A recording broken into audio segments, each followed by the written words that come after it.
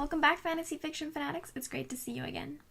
Sorry it's been so long since we've had a class. I know that I said this would be weekly, and I sign it so we can read together, and that I haven't been able to deliver what I was hoping to. The reason that this last stretch has been happening is because I was trying to get myself situated differently outside of these classes in order to be able to be on a more regular basis, since my work schedule is where I work sometimes mornings, sometimes nights. I never have the same days off. Sometimes, well, most of the time lately, I haven't had 2 days off in a row. So it's really hard for me to plan a schedule and plan my life out accordingly to have time to film these videos and to prepare myself in order to do the 2 a week that I was hoping to do. And so because of that, I'm trying to rework how I prep for these videos and classes for you so that I can hopefully get on a regular basis despite my crazy scheduling for work. So sorry about that. I'm still trying to get it figured out, still trying to make it solid so that way I can be a more regular basis here for our classes and for you and your learning. So please be patient with me. I know it's been a lot of craziness. I started out really good, and then since my first move, it's kind of been, life has been all in the way for me to have a steady working schedule for these classes. So again, I'm so sorry. Thanks for sticking with me and watching my videos anyway. Hopefully I'll be able to get some more character analysis up and some more writing videos up once I get my prepping and things like that handled and I figure out how to balance that with my work. Okay, so let's go ahead and talk about Dragons of Winter Night. Hopefully you are enjoying it still. So for this lesson, it's chapters 11 through 3. And we did have a earlier break in this book.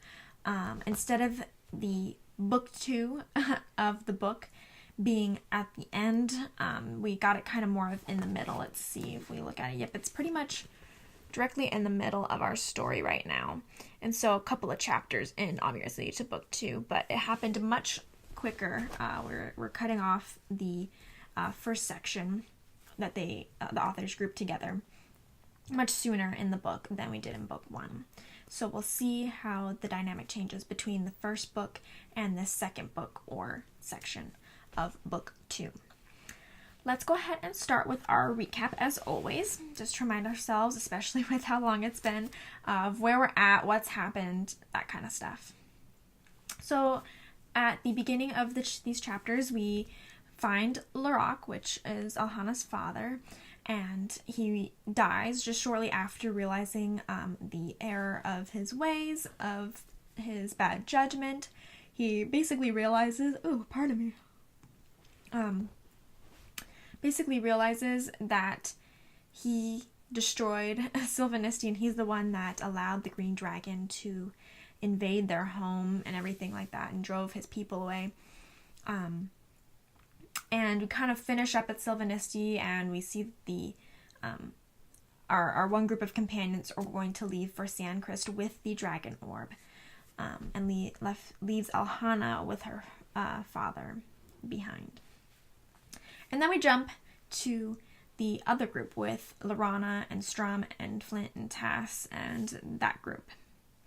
And they are on their way to... I'm so sorry. Pardon me. I've just been really tired lately. I promise it's not you, and I promise it's not this book. Anyway, so they're at Icewall, and they're finishing up just getting their own dragon orb from Icewall, where we see that they're looking up at the frozen knight that's in the ice, and the knight gives Strum his lance.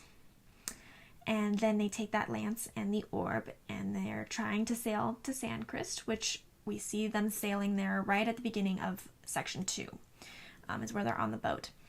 And Sleet, the white dragon, ends up following them on their boat and decides to crash them. And they end up not being crashed, but their boat crashes, but they end up surviving and landing on the edges of the elven people. At least the place that they are, the Qualinisti, the Sylvanisti, and we've learned about the Kaganisti. And they're all residing in this one little area while they are in exile from their own homes and trying to stay safe. And they end up captured by said elves, especially Lorana's own people, the Qualinisti. They end up holding them hostage and taking the dragon orb and the broken lance. And so then at the very end of the chapters that we read, we see that they are escaping from the elves, and they have decided that they're going to run away in the night.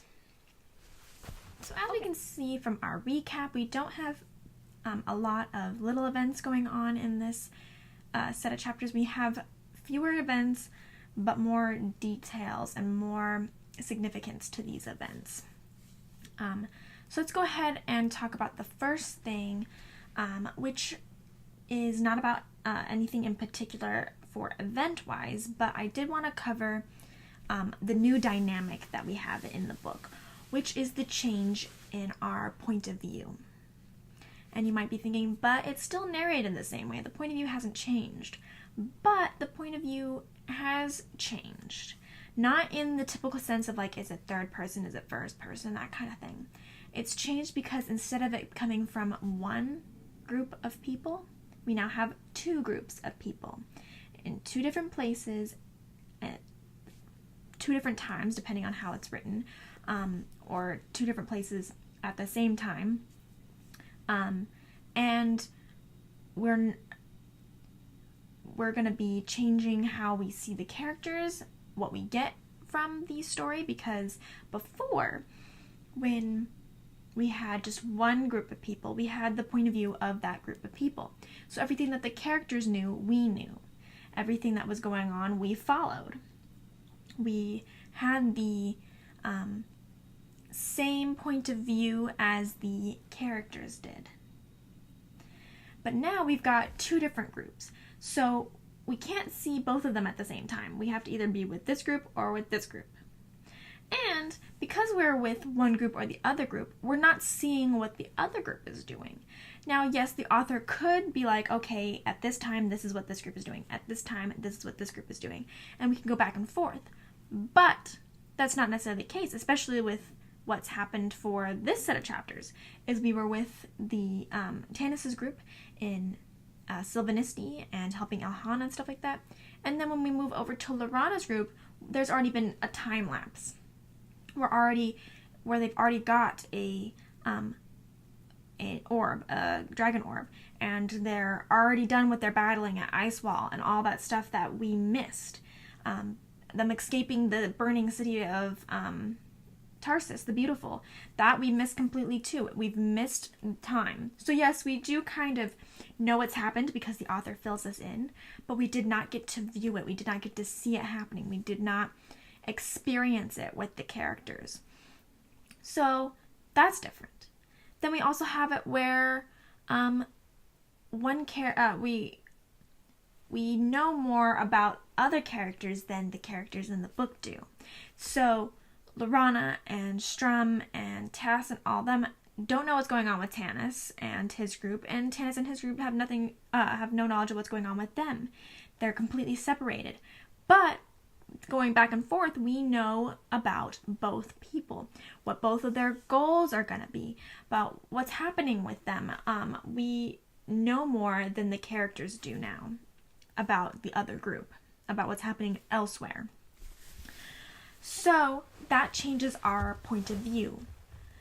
That changes how we interact with the book. It changes how we see the characters. It changes how the characters interact with us as readers.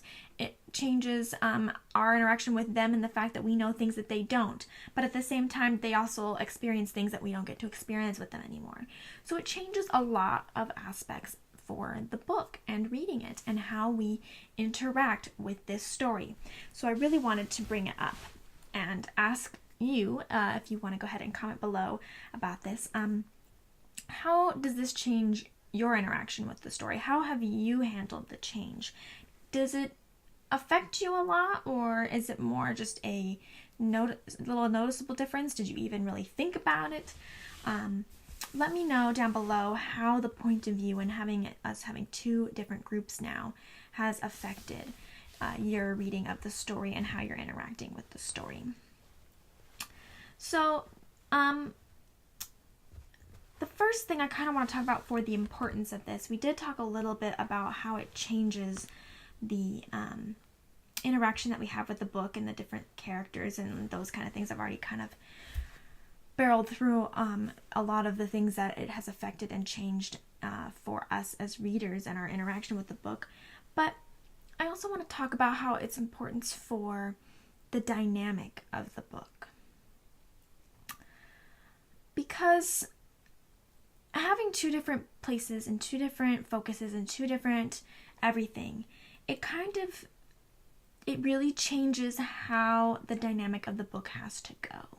It's no longer, these are the good guys and these are what the good guys are doing, and occasionally we do see the bad guys and we're leading up to this climax, and then we hit the climax and we have a resolution. Kind of like with the first book, we have it where we're building up all the characters, we're learning about the world, and we're getting the discs.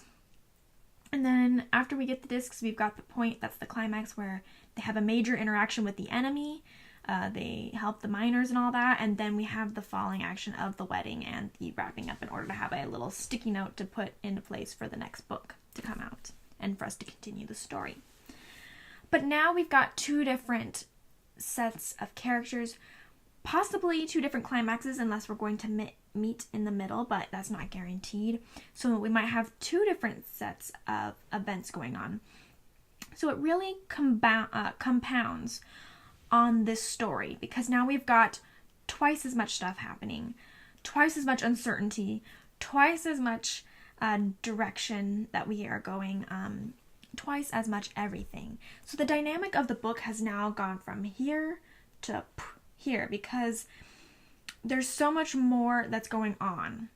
When you have two different sets, we have so much more happening, more events going on, more variables, there we go. More variables happening, because we got the variables for this group and we got the variables for this group. And are they actually going to make their goal? Nope, they're heading in this direction instead. But the same thing happens with these people, so we're also being off-roaded and all those kind of things. So the dynamic has really made it more complex, a lot more difficult, a lot more. Just everything is now going to be more, and we're going to have to be able to pay attention and to kind of interweave these two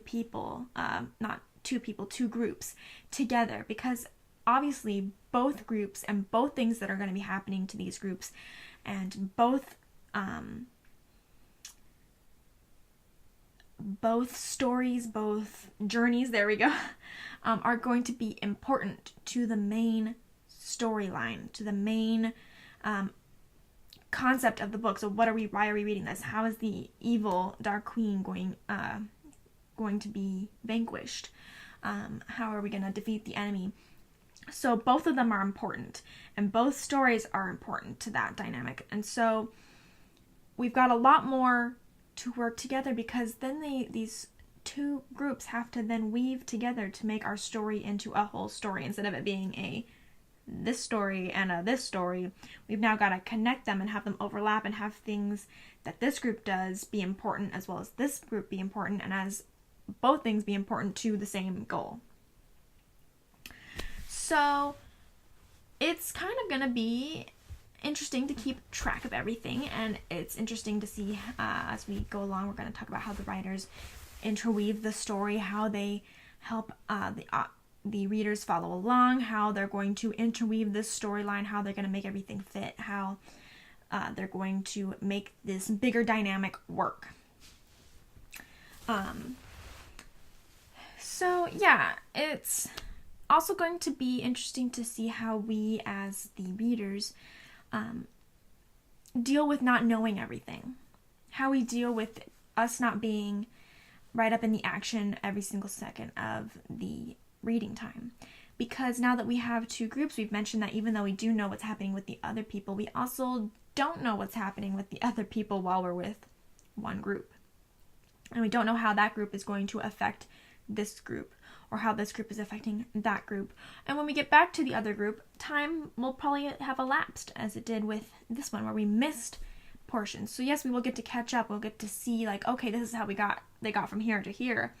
But we won't get to see the action in the same way. We won't be a part of it. And so it will be a bit of anxiety whenever you're with one group, wondering about how this is affecting the other group, or wondering what's happening and going on. And it really just makes the story more complex. And with it already being a dark down, sad times, dark times in this story, we're going to see how splitting up our group and making things more complicated affects that deep, dark nature of our story.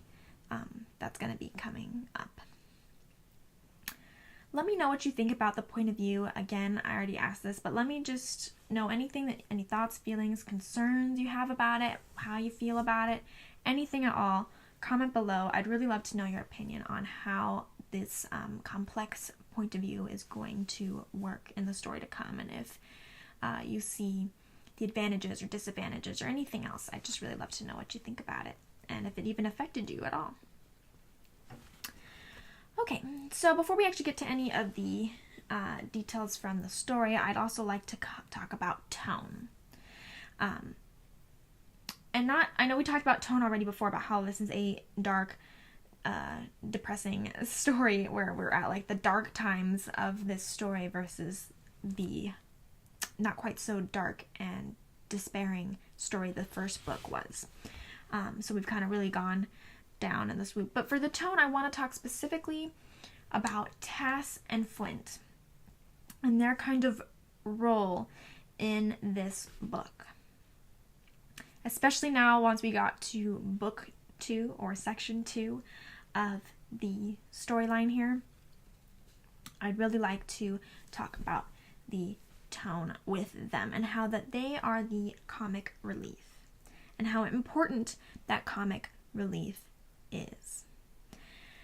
So, as our authors here have interspersed Flint and Tass every single time they have, or at least most of the time, not all the time, but most of the time, they have made Flint and Tass the comic relief, the people or the characters that we can laugh at, the characters that make us smile, the characters that make the other characters laugh and smile, kind of the hope and the innocence that we are lacking in the rest of this story.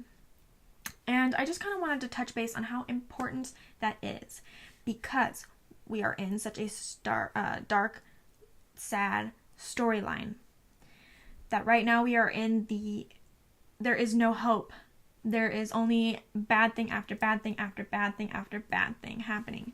And for the first section of this book, we haven't really had much to laugh about. We haven't really had anything to be happy about, or to kid around about, or to feel okay about, to feel good, or the characters either. So it's really important that the authors have used Flint and Tass as a way to kind of give us a break from the sad, despairing destruction, hopelessness that we're feeling as we go through with these characters who are just being dragged through the mud. We've got two characters that when they interact, they're the best of friends, as you can already tell from book 1, and especially now in book 2, you can really feel their friendship and their love for each other, despite how much they argue with each other and yell at each other. Tass and Flint bring out the silliness. They're the ones that are still seeing the bright side of everything, that are bringing to light the fact that you can still laugh about something, the fact that there is still some goodness in the world. And it gives us a break from all the dark, depressing hatred. Especially when we open from book 2, the section book 2, we really feel a little bit alleviated. We've got Flint who says he's dying, even though he's just seasick. And Tass is trying to talk over him and tell him how he's not dying and just jabbering on. We see any time that Flint talks about boats, that there's that little bit of a smile, because you just know how much he hates boats, or how much Tass goes off and he's like, oh, this is so wonderful, like, or he steals something and has forced to get it back or whatever. We really see the lightheartedness of these two characters coming through and giving us a break from all the hurt and pain and suffering that our characters are going through. So it's really, really important aspect to give us a little boost, to give us a little bit of hope, and the characters a little bit of hope that things will turn out okay, and that we're not just going after one thing after another thing after another thing, and then there's just more pain and more suffering and more problems. Especially when they get the dragon orb from Icewall and they're with these jerk knights, and now they've got a dragon chasing after them. You need a little bit of a soul lift, because especially once they get away from this dragon, you think their journey is at least going to be a little bit better. They get captured by Laurana and Gilthanas' own people. And the way that they're treated, Gilthanas is treated better, obviously, but the way Laurana is treated by her family is just crap. And everybody, all the companions, are treated like their property, that they've been captured. They don't want to give them away. They barely treat them right. They steal their stuff and decide that they know what's right to do with the orb and the lance.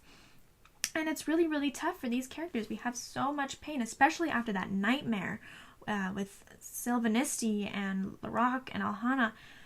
It's pressing down on us, and so now we've needed Tass and Flint to kind of build us back up and say, hey, you can make it through the next page, and the characters can make it through the next hardship. They can get out of this situation and they can move forward. So it's really, really important for having such hardships in this story to then have Tass and Flint come in and give us a little break, and the characters a little break and a little bit of hope. And to infuse that into us, that way we don't get so dragged down that we can't move forward, or the characters getting so dragged down and hopeless that they can't move forward either. Alright, so the next topic I was going to bring up was, I think we should go back and reevaluate the elves as a people. Meaning like how in book 1 we had a look at them and we talked about them and their characteristics and who we think they are as a race. Well, I think we should re-evaluate and discuss them now that we have some new information presented to us, a new situation. And in this case now we are looking at all 3 groups of elves, and we can get a much clearer picture of them as a race because we have all 3 portions of the elves in one spot to let us see how they are, what they are doing, their personalities, things like that. So the first thing we see right off the bat is that there is so much prejudice. So much prejudice among the elves. Not just for other races, but also for each other.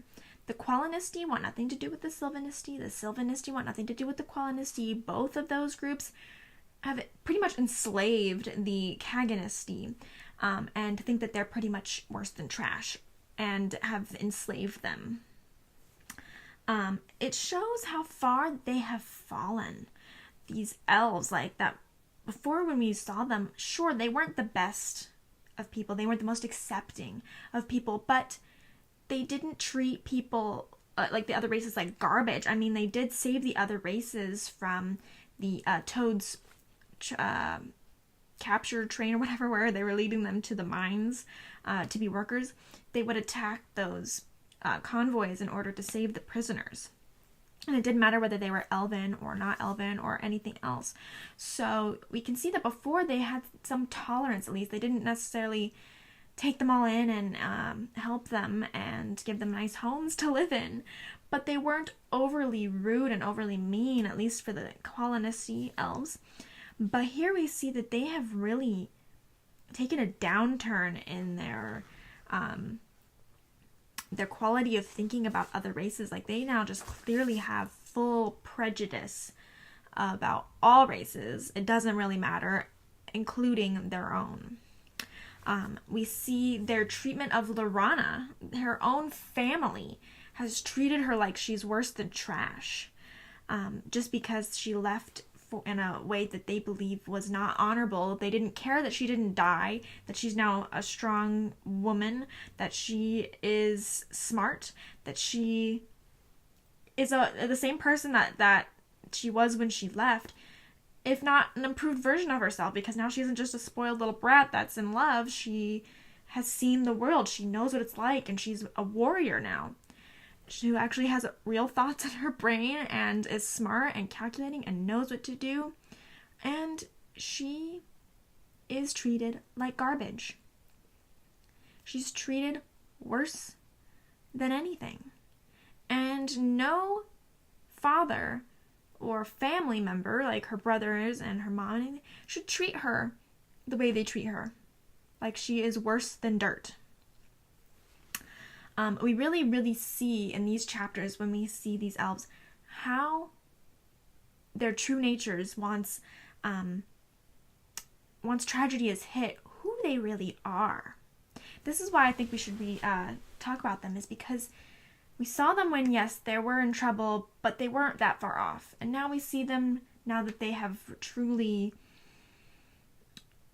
fallen from their pedestal, I guess you could say, when there's real problems. We now see their true character. We now see what they will be like when they are threatened and when they are depressed and when they are having a rough time. And to be honest, they are worse than the humans that they say cause all the problems. They are worse than any human. They're worse than any other race that we've seen so far. It's disgusting how terrible they are treating themselves, how terrible they're treating other people, how terrible they are to everything and anybody. So, we really, truly, truly see now all quality of elves are not all quality of elves are the same. That's what I was originally going to say, but the Quillinisti and the Sylvanisti really are the same. They hate each other. They hate everybody else. They don't give a crap. They're so selfish and narcissistic. There we go. They are complete and utter garbage. They talk about how righteous they are. They talk about how much better they are, how they are the superior race, how they never cause any problems, how they should be glorified, how the gods should come back to them, how basically just singing their own praises left and right. And they are the ones that are that no God would want to be in charge of, that no God would want to come down and be like, hey, we love you and that we see you and that you deserve our help. No.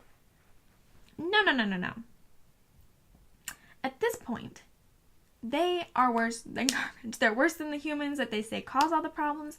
They are worse than any other race we have seen, like I mentioned before. And it really shows the true natures of these elves. And it helps us build this world.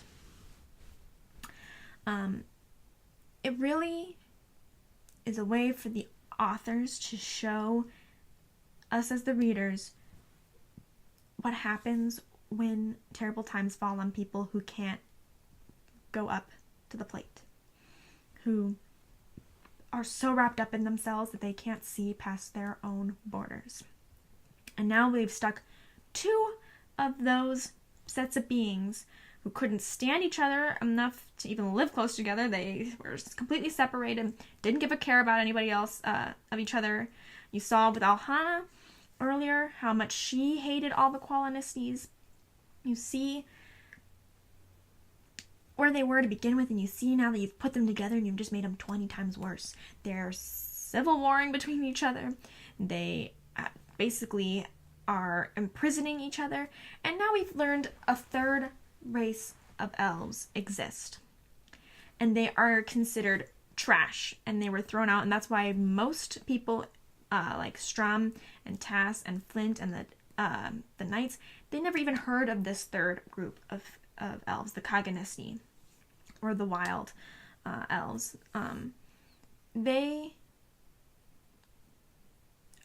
They're considered barbarians, just like Riverwind and Goldmoon were, and their people are considered barbarians from a human standpoint. They are considered the uncivilized, the barbaric, pagan, like the worst of the worst kind of beings in their race, and they have enslaved them.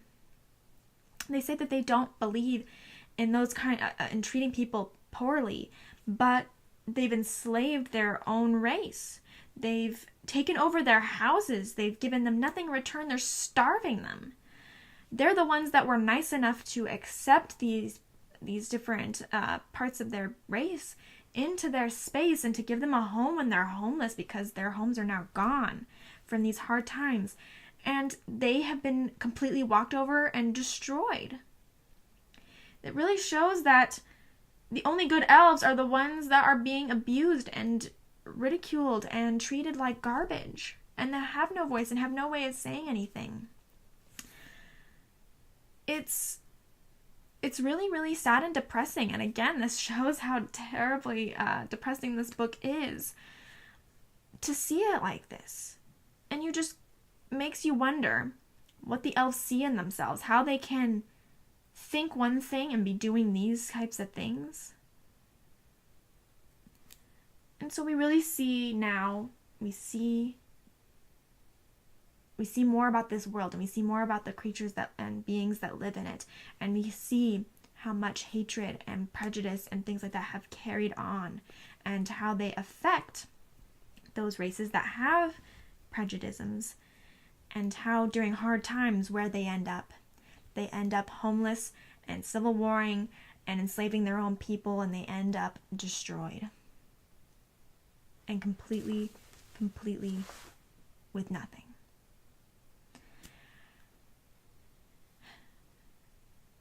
It's really makes me really sad to see this, to see how far these elves have fallen, and to see that they can't even see past their own selves enough to realize that they are doing everything that they say that the humans are so lowly to be doing.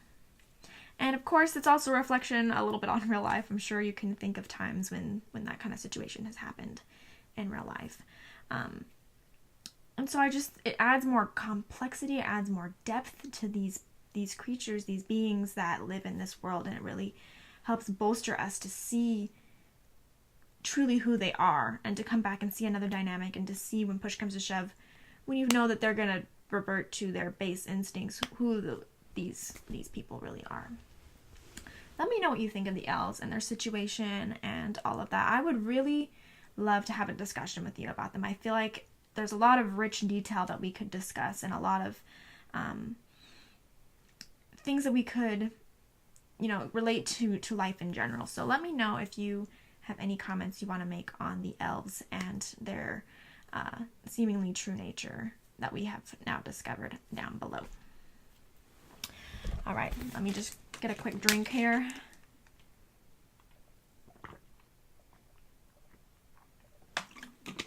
All right, let's go ahead and talk about Lorak, King Lorak, and his attitude, as well as his daughter's views, like the little portion that we get between Elhana and Lorak before he dies.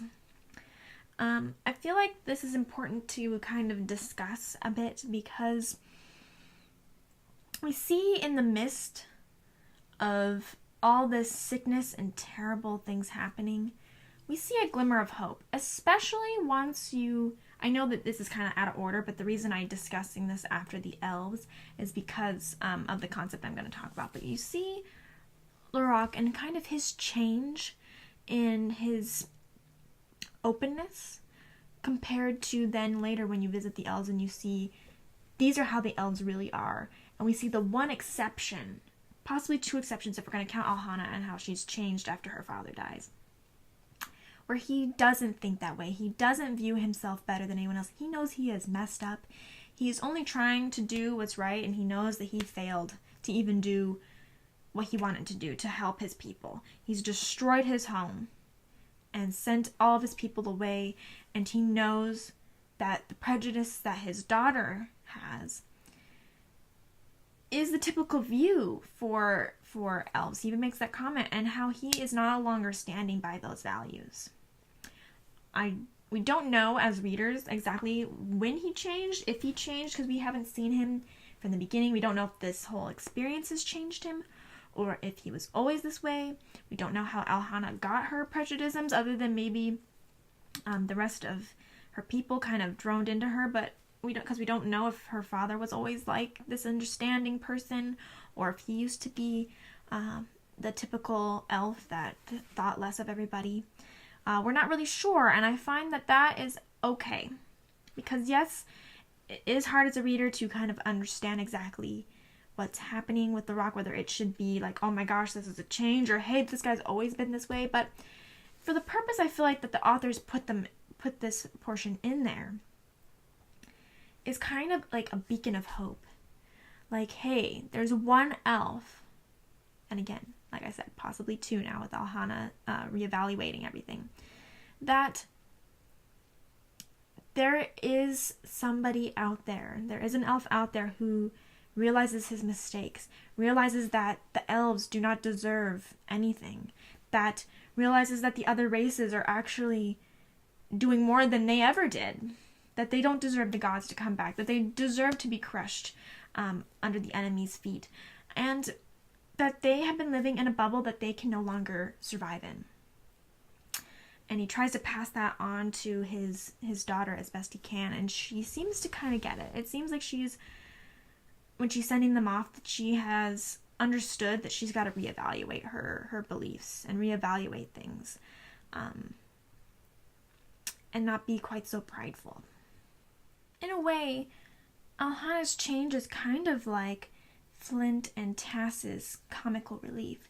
She is providing hope for the future of this world, for the pain and the suffering all these companions are enduring. There is a chance that they will end up being able to save this world, and that there will be somebody worth saving in it, that they can build and regrow and become better.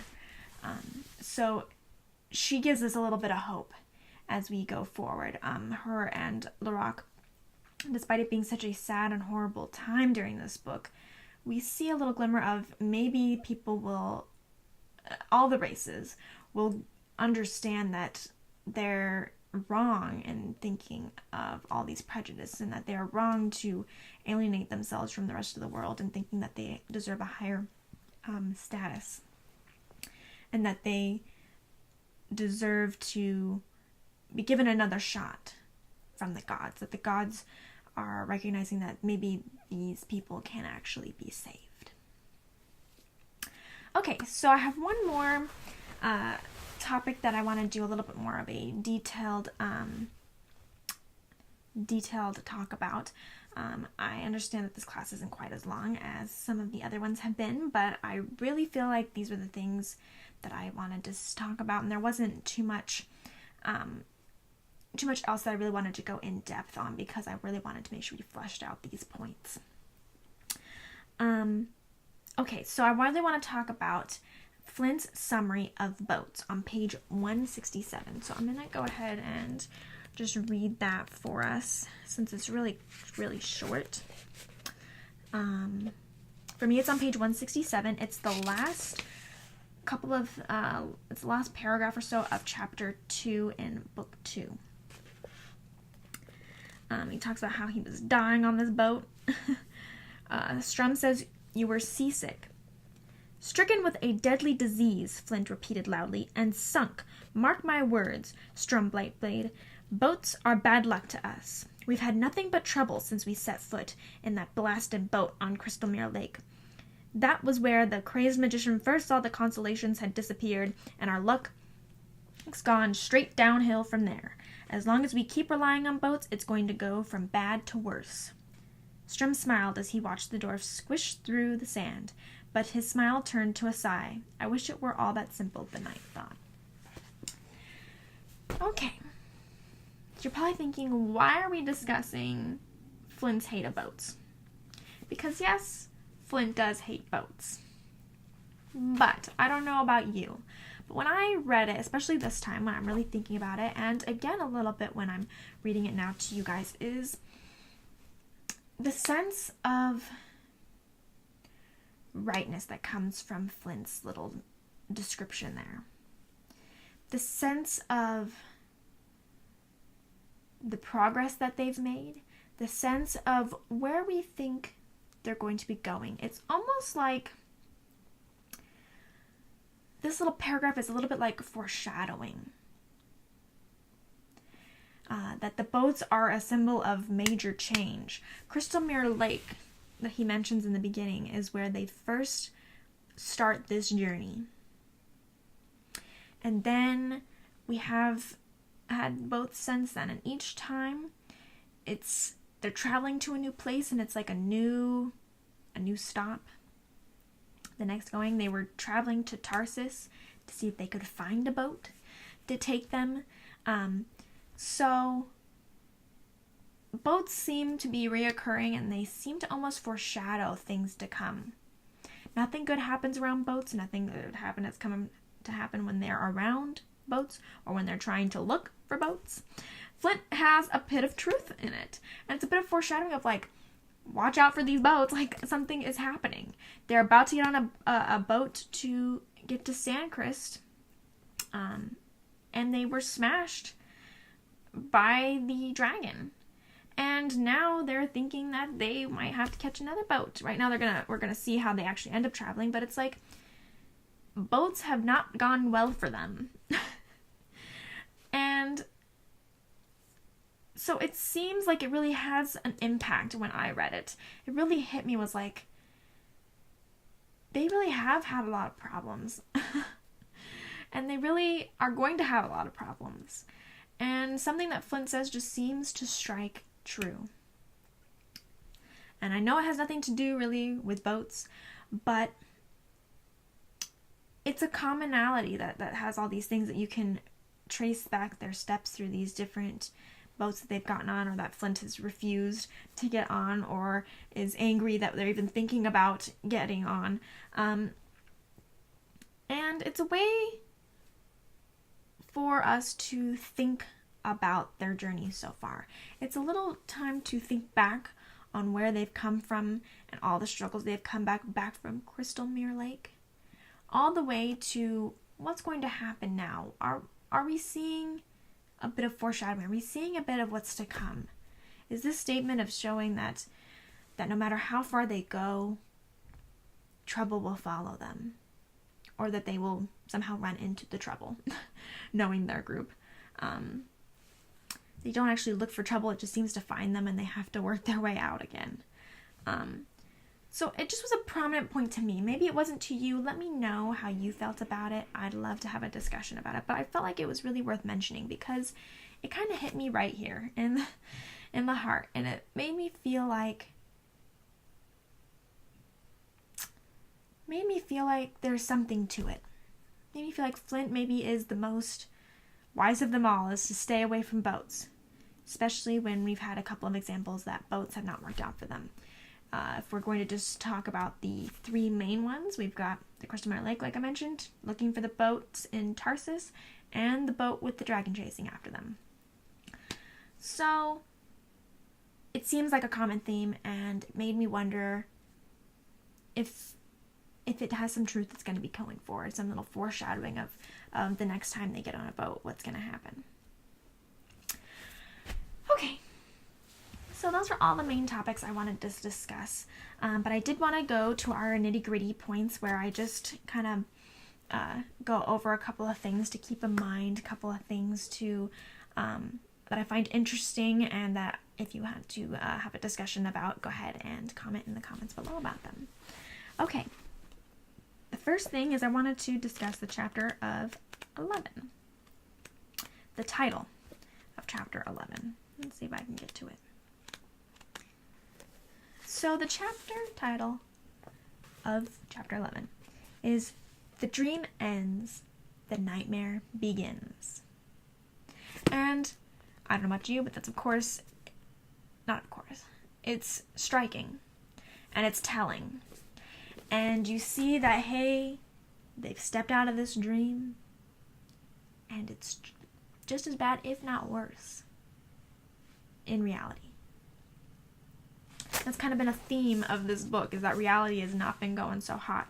So it was just very, very striking to me. And to me, it felt like a prominent title. It felt like a title that kind of encompassed what's been happening since Crystal Mirror Lake, all the way back in book 1. That it's all real. It's not a dream. It's not that you just think that you're having a nightmare. It's actual reality. And they have to live through it. And they're having a rough time. And it just keeps getting more rough. Out of the frying pan, into the fire kind of thing. So it just seemed like a prominent title for how things are going for the companions. Things just keep getting worse. Okay, so the next thing I wanted to talk about was how the frozen knight gives Strum the lance. And I kind of just wanted to mention this because it seems, well, first of all, it seems significant that a dead person's going to move and release the lance, especially when it didn't for Gilthanas and it did for Strum. So first of all, that seems significant. But also, this is not the first time that a dead man has given a companion their weapon or something that they've had clutched in their hand. Tanis received, though he had it only for a short time, the Rinslayer sword that the king of the elves had clasped in his dead hands when they were fighting in the tunnel that led to the path and everything in book 1. That Lorana ends up having because it was trapped at the inn and things like that. But the dead skeleton, king of the elves, gives Tanis his blade. He doesn't give Gilthanas his blade. He doesn't give Lorana his sword. He gives it just to Tanis, who is not even a full elf. And then we have a frozen knight who's got a dragon lance in his hand. It's broken, but it's in his hand, and he gives it to Strum. He doesn't give it to the other 2 knights. No, obviously they didn't care enough about it to try and get it. But Strum is, as we've seen at this point, he's not a true knight. He wears the armor. He lives by the way of the knights and things like that. But he is not officially knighted. And yet the knight gives him his lance, as if he's passing over his responsibility, saying, hey, you are worthy to take on this battle. So I find it an interesting pattern that we have so far. We are going to have to see where it goes and what happens from this, see if there's anybody else that this happens to, but it's very, very interesting that the half-elf, who the elves consider not at all worth their time, is given a legendary blade by a dead elf king, and that the knight, who at this point the other knights really disrespect and don't care about and don't have good things to say about him, that's not truly knighted, is the one that receives the dragon lance. Food for thought. Now, Silvara. That's the last one I want to talk about, and I just want to mention her because I know we just have gotten to her just in the last little bit. But I just want to see what you guys think about her, see what you guys kind of feel about her so far, and I just want us to see where she's going to go, because obviously now she's trying to escape with the rest of the party. She wants to join them. And so we're going to see if she becomes a permanent character and how, what her role exactly is, especially when she seems very attached to Gilthanas. So we'll see where she takes us and where her strengths are going to lie when we continue going. All right, thank you for joining me for this class. Sorry again it took so long. I'm really, really trying to get things together so I can do this every week. I know that I always say that, but I And I usually can get the one a week, this video done every week, but I really wanted to make it so I could do both videos, because before I would try and do another video the next week so you'd still have a little bit of other types of videos, but then I'm missing out on this video, and I really wanted to do 2 a week, so I'm trying to figure out how to get myself able to do that in a place that I can do that. So that's why it's taking me a little longer. So thank you for your patience again, as always, as I mentioned in the beginning of this video. Thank you for always coming back to my classes and enjoying reading this book with me. At least I hope you're enjoying it. I'd really love to have a conversation with you about anything that's happening in the books, anything at all. Please comment down below, and I hope to see you soon in the next video. For next time, we're going to read chapters 4 through 9. This is an extra chapter. Usually I assign you 5 chapters. This is 6 chapters. I'm doing that specifically because when I looked at the page lengths, we usually read about 50, I think it's like 58 pages a week or something like that, around 55 or so. And because the chapters, the 5 chapters next were kind of shorter, I assigned 1 extra chapter, so we still had about the same amount of page length, and that way we would still have enough, a same amount of content to work with for our discussion next class. So it equals out to the same, 1 more chapter, but the same amount of pages. It is pages, at least in my copy, 187 through 234. So yeah, I hope you are enjoying reading, and I will see you next time. See ya!